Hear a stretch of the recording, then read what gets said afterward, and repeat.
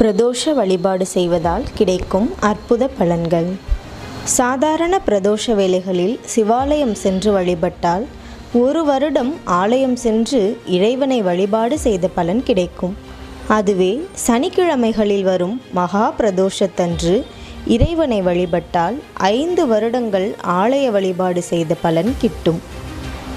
சிவபெருமான் அபிஷேக பிரியர்.